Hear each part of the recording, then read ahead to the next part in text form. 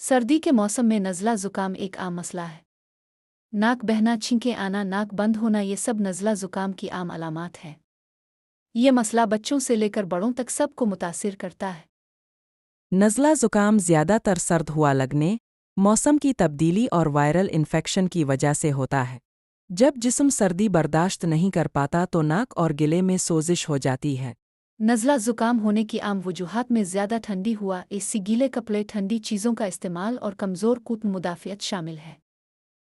नज़ला ज़ुकाम से बचने के लिए खुद को गर्म रखें, नीम गर्म पानी पिएं, सर और सीना ढांप कर रखें और ठंडी चीज़ों से परहेज़ करें।